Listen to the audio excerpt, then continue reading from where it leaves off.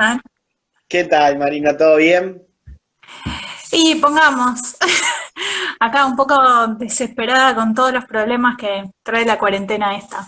Pero bueno, ahí llevándolo.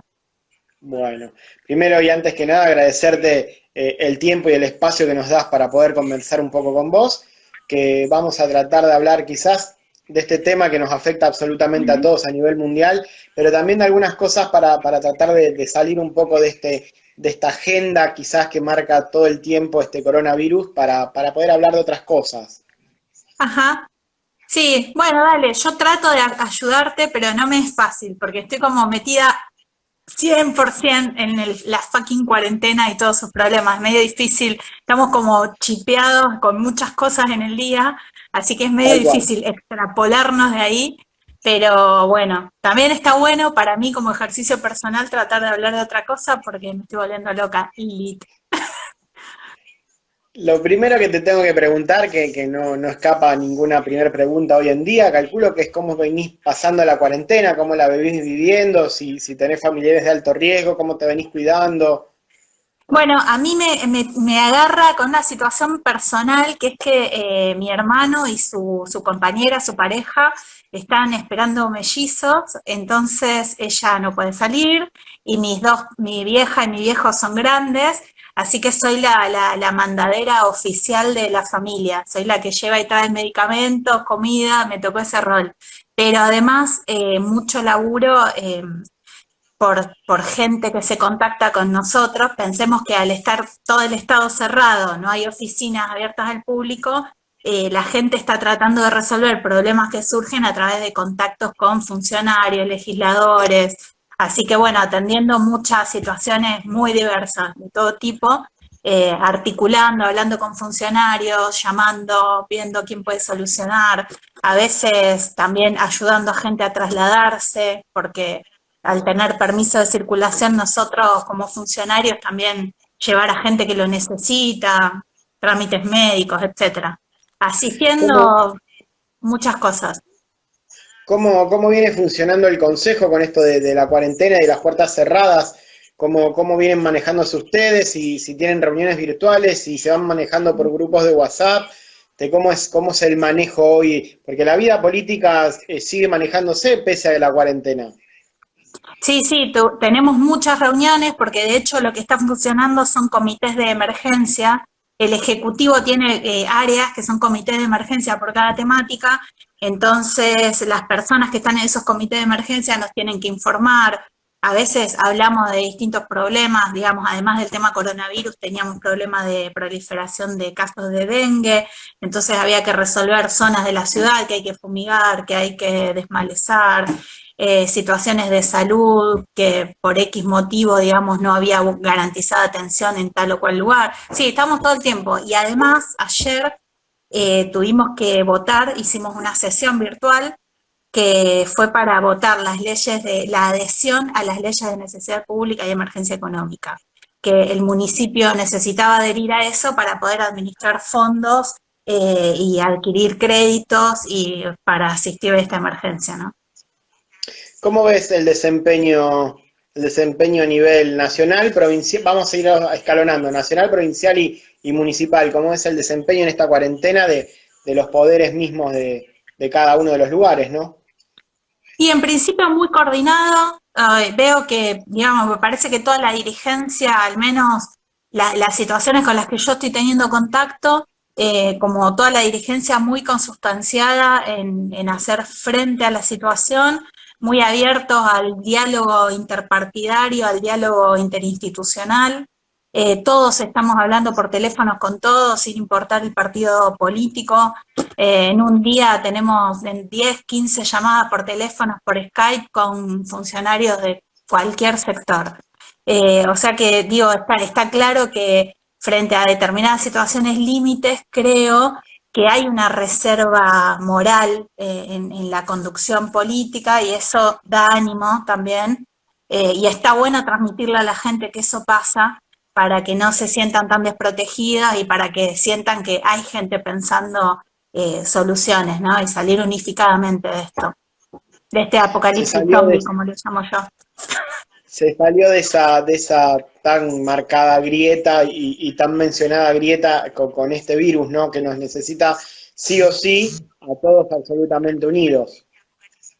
Sí, me parece que hay algo muy, muy primigenio, muy primitivo de esto de un virus, que es que nos devuelve a nuestro lugar de biología vulnerable, ¿no? Como que nos vuelve a un lugar muy primario, donde estamos como el primer hombre y la primer mujer, sabiendo que sin colaboración, sin cooperación y sin solidaridad, no vamos a sobrevivir porque frente a la naturaleza somos vulnerables, somos débiles, ¿no? Entonces, está bueno que la reacción mayoritaria sea de solidaridad. Después, hay, por supuesto, los consabidos casos que ya sabemos de grandes empresarios que especulan, sectores como los bancarios, el sector bancario, el poder financiero, que no da señales de entender lo que está pasando ni de querer colaborar, pero bueno, me parece sí que por lo menos de lo que es la política,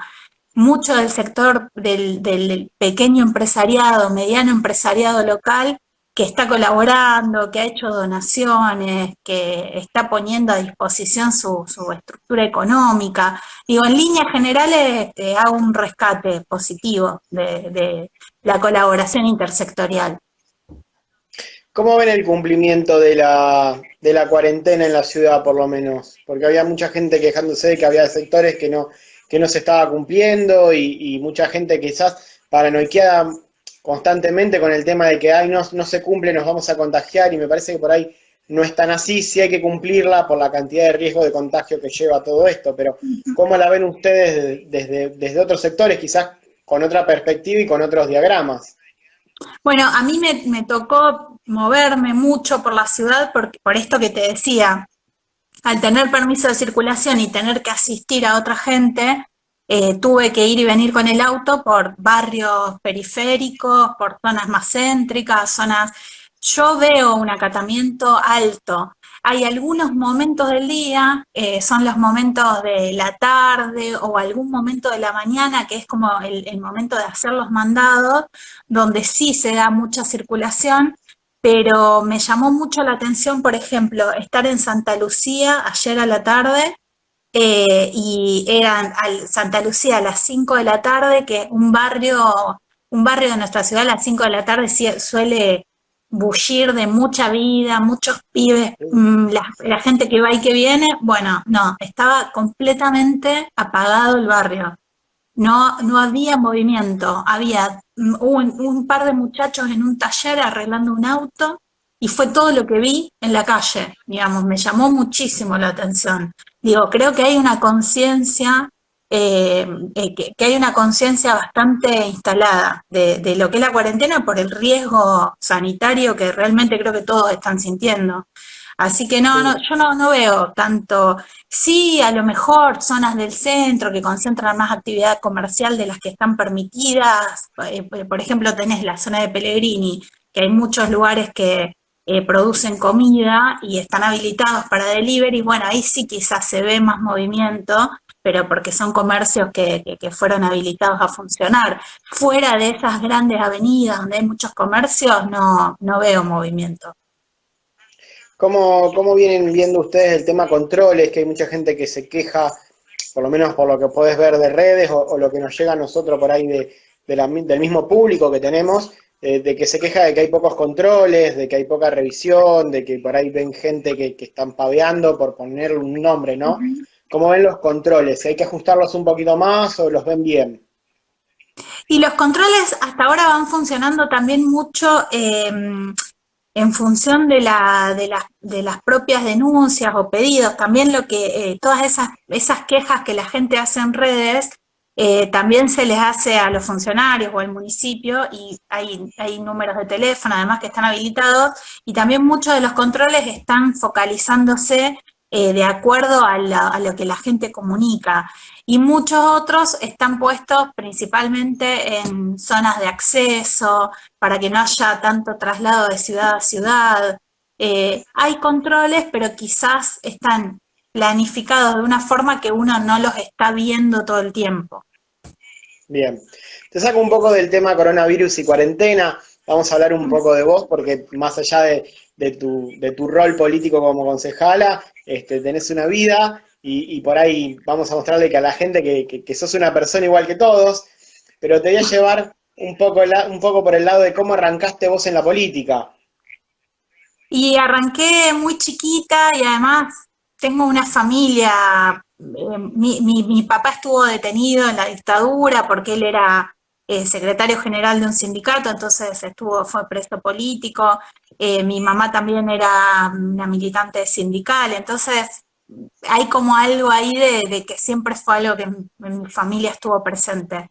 Y a los 14, 15 años me acerqué por primera vez a una asamblea de hijos, que era una agrupación de hijos y de hijas de desaparecidos y presos políticos, ¿Sí? y fue mi primera experiencia porque además de hablar del tema del juicio y castigo, de la necesidad de condenar el terrorismo de Estado y los crímenes, una de las cosas que nosotros pensábamos siendo tan jovencitos, pero creo muy acertadamente, era que la herencia más dura del terrorismo de Estado había sido romper las organizaciones barriales, populares, la organización popular, que la gente no participara, que no se organizara. Entonces lo que definíamos era que había que hacer trabajo barrial, solidario, que teníamos que comprometernos en los barrios de nuestra ciudad más necesitados, porque era ahí donde estaba la herencia dura de la dictadura, ¿no?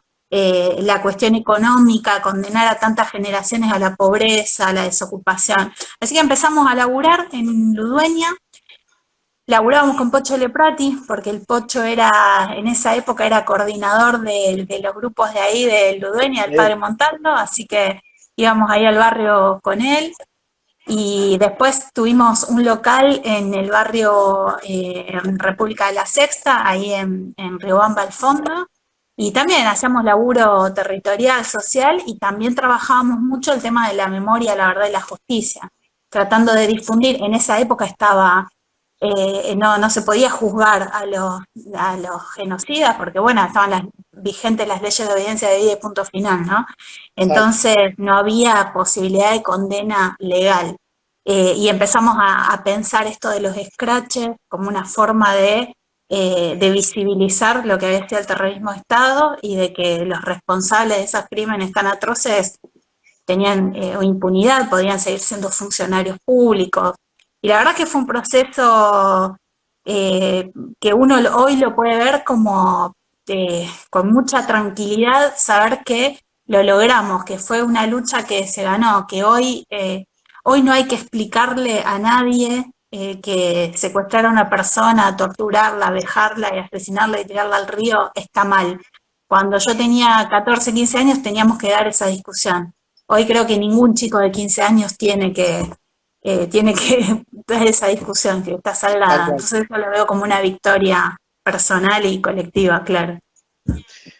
Sos presidenta de bloque, sos militante política, sos militante peronista, y yo a la hora de ver las militancias y la puesta en escena de las militancias, veo una diferencia muy grande. El peronismo le lleva ventaja ampliamente a cualquier otro partido político. ¿Qué ves vos en el peronismo, en esa militancia? ¿Por qué el peronismo tiene esa militancia tan fanática a la hora de ir al frente y de poner el pecho para transmitir y para pelear por lo que realmente están queriendo? Y ahí yo creo que hay que cuando él dice que eh, pelear por derecho genera alegría y genera amor, y pelear por privilegios no es algo que puede masificarse. Cuando vos peleas por privilegios que son injustos, y no vas a suscitar grandes pasiones. Seguramente los privilegiados van a pelear con mucho furor, pero muy difícil que la gente se sume apasionadamente a defender el privilegio de unos pocos, ¿no?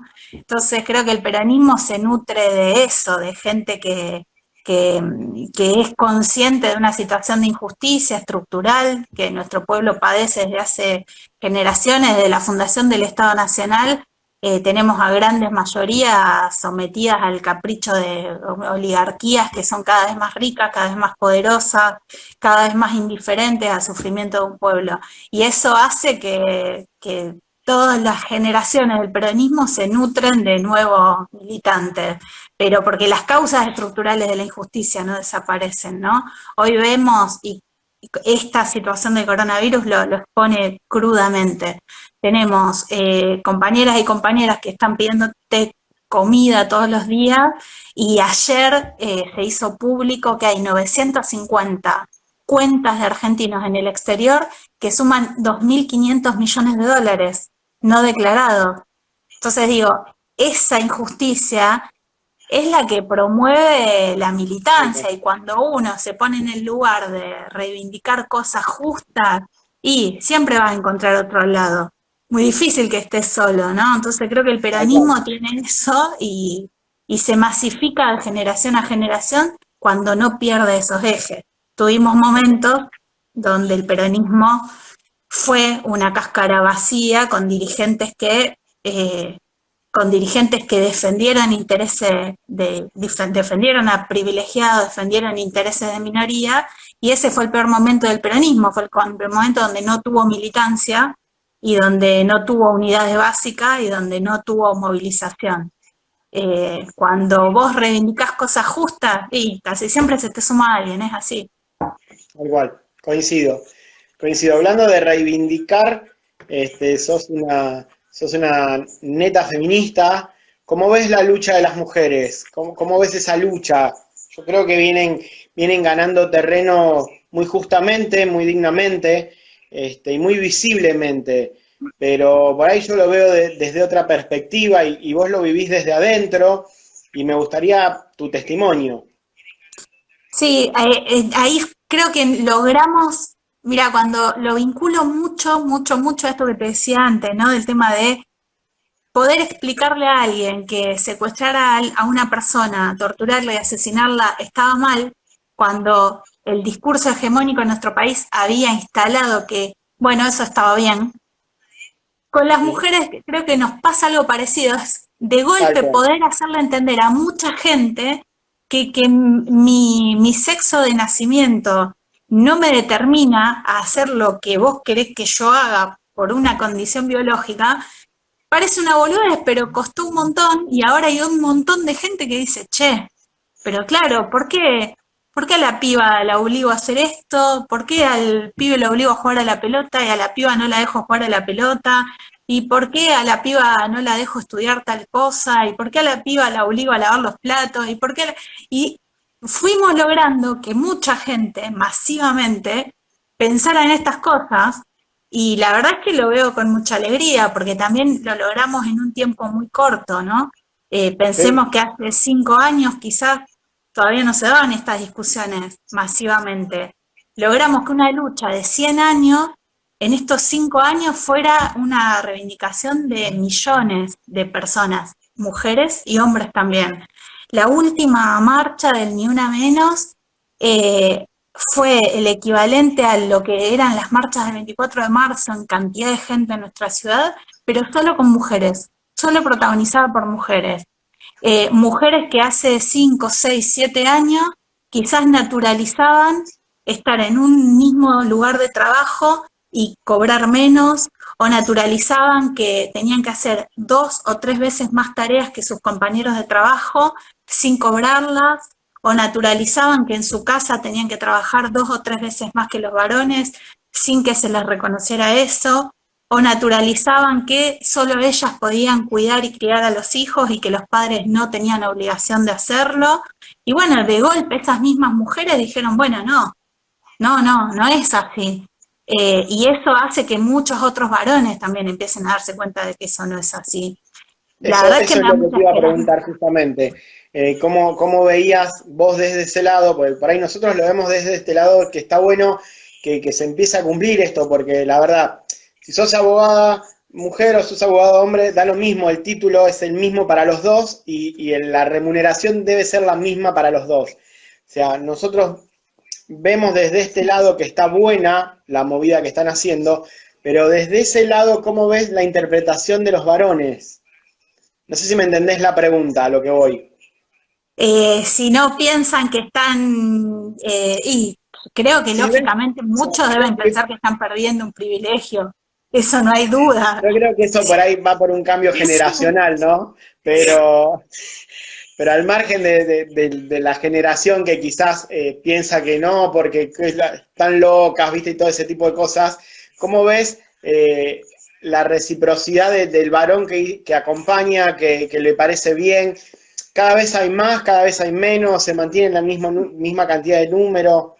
no, yo creo que cambia, por lo menos, no sé si esto se puede aplicar a todos los sectores sociales, no sé si se puede aplicar a todas las clases sociales, pero me parece que empieza a haber una conciencia, eh, eh, creo que se está masificando sobre todo en nuevas generaciones, que los varones también tienen responsabilidades de cuidado en relación a los hijos, veo a muchos más padres con compromiso en la crianza, eso sí yo lo veo, creo que por lo que hablo con las mujeres que participan de esta lucha, es algo que sí vemos, mayor compromiso de los varones en la crianza.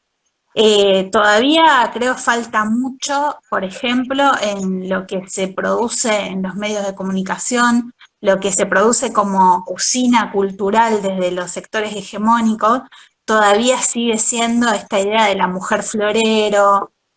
Creo que se sigue trabajando sobre ese foco, ¿no? La mujer sexualizada como objeto. Creo que eso sigue siendo algo que los sectores hegemónicos siguen buscando instalar, pero me parece que generacionalmente entre los pibes y pibas hay una ruptura. Creo que es muy generacional esa ruptura, pero sí veo otra mirada en los varones jóvenes. Es muy notorio. Yo tengo un privilegio, una suerte, que es que siendo una mina de 40 años, milito en una agrupación política donde hay muchos chicos y chicas muy jovencitos.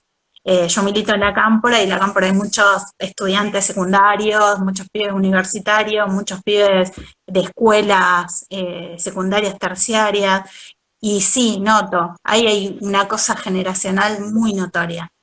Ahí Bienvenida está la verdad, sea. ahí está la verdadera grieta, ¿no? Creo que es por ahí, creo que es por Creo que es por ahí. ahí. Nos miran ellos a nosotros como diciendo, ¿qué onda? ¿Cómo vivieron tan equivocados? Y nada, está buenísimo. La verdad que está buenísimo. Te llevo para otro lado que por ahí me interesa mucho porque me crié en un barrio y me crié jugando a la pelota en un club de barrio. Los clubes de barrio hoy las pasan mal por la cantidad de gente que Ujú. va, por tratar de subsistir. ¿Cómo lo ven ustedes desde el consejo? ¿Cómo ven que lo va a empezar a gestionar esta nueva municipalidad que agarró con nueva gestión? ¿De qué importancia tiene para ustedes hoy en día los clubes de barrio, que son focos para sacar a los chicos de lo que es la droga, de la calle, de un montón de lugares Ujú. y que de a poco, hace un largo periodo, se empiezan a caer los clubes por falta de sustento económico, por falta de gente y demás? Bueno, ahora se nos suma un problema muy puntual con esta cuarentena, que es que los clubes que tienen empleados, los clubes un poquito más grandes, que no dejan de ser clubes barriales, pero que tienen alguna infraestructura más grande, se les complicaba este mes pagar el sueldo de los empleados, de las ordenanzas, de la gente de limpieza, mantenimiento de piletas, etcétera. Ahí con mi compañero Andrés Jiménez presentamos un proyecto para solicitarle a la Intendencia que durante este periodo de cuarentena se les asigne el equivalente a un salario de un empleado municipal para que puedan hacer frente a los empleados de los clubes. Por lo menos mientras dure la cuarentena, que tengan ese ingreso para no dejar sin cobrar a los empleados. Pero bueno, nuestra preocupación ya con toda la primera etapa de Macri, cuando vimos el impacto de los tarifazos, fue ver cómo los podíamos respaldar, qué podíamos hacer. Una cosa que hicimos en ese momento fue comprar termotanques solares, hicimos un convenio con una empresa de Buenos Aires que vendía termotanques solares, que nos los dejaba a un precio muy accesible, entonces junto con otros diputados, con Marcos Clery, que es legislador nacional, con Andrés Jiménez, compañero concejal, con Germán Bacarela, otro diputado provincial, dijimos, bueno, tenemos que apoyar a los clubes como sea, compramos eso, compramos luces LED para que adecuaran el esquema energético entre los termotanques y las luces LED, pero ahora se abre un desafío nuevo, porque tenemos un gobierno que, digamos, a nivel nacional y provincial, un gobierno peronista que históricamente, desde el origen mismo del peronismo, se tuvo una política de incentivar el deporte, la participación popular en los deportes, la construcción de los clubes de barrio. Así que bueno, ahora nos agarró esto, con, digamos, la etapa de la cuarentena, creo que marca algo muy difícil para los clubes, pues no sabemos cuándo va a restablecerse la actividad, así que creo que es uno de los sectores que más nos va a tener que preocupar, cómo sostener la infraestructura, cómo sostener lo que tienen que mantener y cómo ir abriendo las actividades para que los pibes puedan participar, puedan tener actividades, pero también tenemos que pensar en la salud mental de los pibes. Va a ser muy difícil tenerlos 2 meses encerrados, ¿no? Hay que pensar formas también en que recuperen esos lugares de pertenencia. Tal cual, tal cual. Si te pido hacer un breve resumen de cómo ves la nueva gestión municipal, ¿qué me podés decir? Sí, es difícil hacer una evaluación por el poco tiempo que llevamos, creo, ¿no? Es muy difícil. Venimos de diciembre, enero, febrero, sin presupuesto. La provincia y la municipalidad, desde en ese momento, digamos, lo que nos manifiestan tanto funcionarios municipales como provinciales es, bueno, no tenemos plata y lo que estamos haciendo es pagar deudas. Entonces, cuando vos estás pagando deuda, y es medio difícil proyectar algo. Sí veo una vocación de Pablo Habkin de coordinar mucho con el gobierno provincial y con el gobierno nacional. Eso yo creo que es saludable y sería una ruptura en relación a lo que pasaba antes. La verdad es que no hubo muy buena coordinación antes, ni con Cristina y con el gobierno municipal de ese momento. Con Macri directamente hacia la ciudad y hacia la provincia, lo que hubo fue un ninguneo absoluto, más allá de que los funcionarios en ese momento se sacaban fotos y decían que estaba todo bien, pero los recortes económicos fueron tremendos para Rosario y Santa Fe, y creo que por lo que veo ahora hay mucha voluntad de coordinación y de sintonía, que puede ser muy beneficioso para la ciudad, o al menos hasta ahora lo que veo es eso. Llevamos muy poco tiempo y en el medio nos agarró una cuarentena, pero creo que el camino viene siendo ese, el de coordinar mucho. Bien, para ir terminando, las últimas prácticamente 2 preguntas es, ¿cómo ves el plano económico? Porque aparentemente se va a extender esta cuarentena hasta mayo, y es una de las cosas principales que preocupan mucho porque hay muchos monotributistas, mucho independiente y mucha pyme que se mantiene con el día a día. ¿Cómo ven ustedes a nivel ciudad, provincia y nación el tema económico? Sí, justamente hoy estuve hablando con Sebastián Chale, que es el secretario de producción de la MUNI, y una de las principales preocupaciones nuestras es eso, cómo generamos que el Banco Municipal pueda otorgar una línea de créditos a tasa cero, como están haciendo otros bancos estatales en otros lugares. ¿Cómo hacemos para que todas las pymes se incluyan en el decreto presidencial, uno de los decretos que anunció Alberto Fernández, que es el de exención del pago de aportes patronales y también de pago de parte de los salarios de los trabajadores, que fue un anuncio que se hizo desde el Ministerio de Trabajo? ¿Y qué hacemos con todo el universo de comercios o de pequeña pyme que pueden quedar por fuera de estos, que pueden quedar fuera de estos decretos? ¿Por qué? Porque no pueden acceder a crédito bancario, porque acumularon deuda durante los años anteriores. Pero hay muchas situaciones que producto de las crisis de todos los años de ajuste macrista se dieron, que hace que nos quede mucho pequeño comercio, pequeña industria fuera de algunos programas estatales que podrían desarrollarse. Estamos muy preocupados y ocupándonos de tener políticas para la gran mayoría, que sean decretos, que sean ordenanzas, que sean normativas, pero también ver situación por situación cómo vamos a poder asistir a la gente que quede por fuera de esas ordenanzas y de esas normativas. Hay mucha preocupación por los monotributistas, por los independientes, por ahí nos llega gente que tiene una bicicletería que vive del día a día, o quizás un fotógrafo que saca fotos en un cumpleaños de 15, y toda esa gente que por ahí no tiene acceso a un sueldo fijo o a una cobertura que está esperando quizás a ver si se le acreditan estos 10.000 pesos o no, y si no se le acreditan, cómo van a seguir adelante. Está medio complicado, pero calculo que no van a quedar nadie desamparado. No, estamos tratando de que no, y ese es un laburo muy de día a día, porque también necesitamos que la gente se contacte, necesitamos que la persona que tiene una situación particular y que no va a poder acceder al decreto, al DNU, al 332, que es el decreto para pymes, que también se ponga en contacto, que acuda, digamos, ya sea a los concejales o a funcionarios del municipio, por Instagram, por redes, como sea, para que podamos ir viendo situación por situación. Esto es algo que está en la preocupación de todos, de todos los niveles del Estado. Así que pedirles también eso, colaboración para detectar las situaciones particulares que requieran asistencia.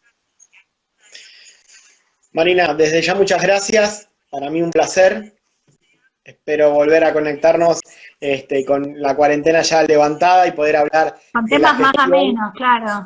Sí, Con hablar mejores noticias. de los proyectos ya por ahí quizás un poco más cara a cara, ¿no? Y más tranquilo con esta psicosis de la gente que la tiene muy loca también con lo psíquico, ¿no? Porque adentro de la casa le camina mucho la cabeza y eso tampoco está muy bueno.